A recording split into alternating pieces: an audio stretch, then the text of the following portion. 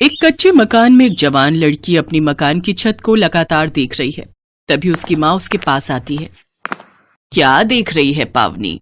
माँ, ये मकान कब से है? मतलब क्या क्या पूछती रहती है। बताओ ना माँ, ये मकान कब से है? मुझे नहीं पता, जब मैं इस घर में ब्याह कर आई थी उससे भी पहले से है। और आपको पता है कि ये मकान कच्चा होने के बाद भी क्यों खड़ा है अब तक? अब मुझे क्या पता, क्योंकि पुराने जमाने के लोगों की कमाल की इंजीनियरिंग होती थी। देखो ना, एक एक कॉलम की जगह रखी है लकड़ियां, कितने सही तरीके से रखी गई हैं। और दीवारों को देखो, ऐसा लगता है कि ओ इंजीनियर मेम साहब, मैं ये कहने आई थी कि खाना बन गया है, चल आजा रोटी खा ले। ठीक है, आती हूँ। ये कहानी है कमला और उसकी बेटी पावनी की। पावनी शहर के एक बड़े कॉलेज से इंजीनियरिंग की पढ़ाई कर रही थी, जबकि उसकी माँ कमला गांव में ही खेती करके अपना और अपनी बेटी पावनी का पेट पाल रही थी। जब भी पावनी को 2-3 दिन की छुट्टी मिलती तो वो अपनी माँ से मिलने गांव आ जाती। अगली सुबह पावनी फिर से शहर के लिए रवाना हो गई और फिर कॉलेज में। अब हाय पावनी, कैसी हो? हाय समीर, मैं एकदम ठीक हूँ, तुम बताओ। अब मैं भी ठीक हूँ। आंटी कैसी है? माँ, वो भी एकदम ठीक है। अच्छा पावनी, कल मेरा बर्थडे है, सारे क्लासमेट्स मेरे घर आ रहे हैं, तुम भी आओ ना। मैं सोच कर बताऊंगी। ऐसे मत बोलो यार, सब आ रहे हैं, तुम भी आना ना प्लीज। अच्छा ठीक है, मैं आऊंगी। पावनी की बात से समीर खुश होकर वहां से चला गया। पावनी बहुत ही समझदार और संस्कारी लड़की थी, इसीलिए समीर पावनी को बहुत पसंद करता था। फर्क इतना था कि पावनी गरीब घर से आती थी, जबकि समीर शहर के बड़े बिल्डर ओम प्रकाश का बेटा था। शाम को पार्टी में समीर के सारे दोस्त आए। जो लड़कियां उस पार्टी में आई थीं, वो सब एकदम मॉडर्न कपड़ों में पहुंची थी, लेकिन एक पावनी ही थी जो साड़ी पहन कर गई थी। फिर पार्टी खत्म होने के बाद, सुनो बेटा समीर, वो जो लड़की साड़ी में आई थी वो कौन थी? पापा वो पावनी है, मेरी क्लासमेट है। अच्छा, मैंने देखा उसे, मुझे बहुत ही संस्कारी लड़की लगी वो। हाँ पापा, वो संस्कारी भी है और बहुत समझदार भी, क्लास में फर्स्ट आती है हमेशा। वैसे उसके हाथ में एक गिफ्ट भी था ना? वो कहाँ है, जरा लेकर तो आओ। ओम प्रकाश के कहने पर समीर पावनी का लाया हुआ गिफ्ट लेकर आया। ओम प्रकाश देखना चाहते थे कि पावनी उनके बेटे के लिए क्या लेकर आई थी। जब ओम प्रकाश ने वो गिफ्ट खोला तो उसमें भगवान गणेश की प्रतिमा थी। तुम्हें पता है कि वो लड़की तुम्हें गणेश जी क्यों देकर गई? अब उसे अच्छे लगे होंगे शायद। बुद्धू, गणेश भगवान बुद्धि के देवता माने जाते हैं, इसीलिए वो तुम्हें गणेश जी की मूर्ति भेंट करके गई है। चलो आओ, इन्हें मंदिर में स्थापित करते हैं। गणेश जी की मूर्ति को मंदिर में स्थापित करने के बाद ओम प्रकाश उस मूर्ति के सामने हाथ जोड़कर खड़े हो गए और बहुत देर तक उस मूर्ति को देखते रहे।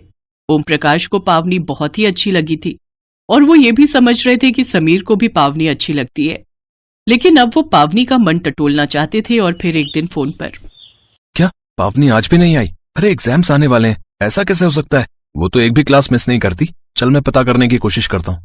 क्या हुआ बेटा, कोई दिक्कत है? पापा, पावनी 3 दिनों से कॉलेज नहीं आ रही है, पता नहीं क्या बात है। तो उसे फोन कर लो। पापा यही तो दिक्कत है, उसके पास फोन नहीं है। तुम चिंता मत करो, तुम कॉलेज जाओ, मैं पता करवाता हूँ। ओके पापा। अब समीर के साथ साथ ओम प्रकाश को भी पावनी की चिंता हो रही थी। शाम तक ओम प्रकाश ने पावनी के बारे में पता लगा लिया। अगली सुबह ओम प्रकाश समीर के साथ अपनी कार में पावनी के गांव की तरफ निकल पड़े। उधर गांव में, मुझे माफ कर दे मेरी बच्ची, तेरे बाबा के जाने के बाद मैं उस मुखिया का कर्जा चुका नहीं पाई, और देख आज मेरी और तेरे बाबा की गलती की वजह से तेरी जिंदगी नरक बनने जा रही है। ऐसा मत कहो माँ, बाबा और आपने जो भी किया वो सब मेरे लिए तो किया, लेकिन अगर मेरी किस्मत में यही लिखा है तो यही सही। कुछ देर बाद पावनी दुल्हन के लिबास में थी, मगर उसके चेहरे पर कोई रंगत नहीं थी। शादी की रस्में शुरू हुई। पावनी को समझ में नहीं आ रहा था कि उसकी जिंदगी अब कहाँ जाने वाली थी, क्योंकि उसका होने वाला पति मंडप में शराब पिए बैठा था और बार बार गिर रहा था। तभी वहाँ एक कार आकर रुकी जिसमें समीर और उसके पापा ओम प्रकाश बैठे थे। पावनी को दुल्हन के लिबास में देखकर और दूल्हे को नशे में देखकर ओम प्रकाश को गुस्सा आ गया। रुक जाओ। तुम कौन हो और शादी क्यों रुकवा रहे हो? मैं कौन हूँ ये जानने की जरूरत नहीं है, लेकिन मैं ये जरूर जानना चाहता हूँ कि क्या पावनी शादी के लिए राजी है? ओम प्रकाश के सवाल को सुनकर वहाँ खड़े सारे लोग चुप हो गए और पावनी रोने लगी। ओह, तो तुम्हारी शादी जबरदस्ती कराई जा रही है। बेटी, तुम्हें ये शादी करने की कोई जरूरत नहीं है। जरूरत नहीं है? अरे ऐसे कैसे जरूरत नहीं है भाई? इसके बाप ने इसकी पढ़ाई के लिए मुझसे 10 लाख रुपए उधार लिए थे हैं, मगर वो तो उधार लेते ही मर गया। अब मैं क्या करूं बताओ? ये बुढ़िया तो मेरा कर्ज चुकाने से रही, इसीलिए मैंने इसकी बेटी को ले लिया। अरे इसे तो एहसान मानना चाहिए मेरा। बाकायदा इस लड़की की शादी करवा रहा हूँ अपने बिरजू के साथ हैं। इस नशेड़ी के साथ ये ठीक से खड़ा भी नहीं हो पा रहा, तो पावनी की जिम्मेदारी क्या उठाएगा? ए सेठ, तुम अपने काम से काम रखो, समझे? इसके बाप ने पैसे लिए थे ना मुझसे, तो यही चुकाएगी, और कौन चुकाएगा? एक तरह से मैंने खरीद लिया है इसे, समझे? बेटियां बिकाऊ नहीं होती मुखिया, ये शादी हरगिज नहीं होगी। और रही बात तुम्हारे 10 लाख रुपए की, तो ये लो पूरे 15 लाख रुपए हैं, सूद समेत। लगता है बहुत बड़े आदमी हो, है? तभी झट से 15 लाख रुपए निकाल कर दे दिए। बढ़िया है, बढ़िया है। वैसे अब हम तो चले जाएंगे, लेकिन 3-4 लाख इस कमला को भी दे दो, क्योंकि बिना दहेज के इसकी बेटी से शादी कौन करेगा? मेरा बेटा समीर करेगा, अभी इसी मंडप में, वो भी बिना कुछ लिए, समझे? क्योंकि बेटियां खरीदी नहीं जाती, पूजी जाती हैं।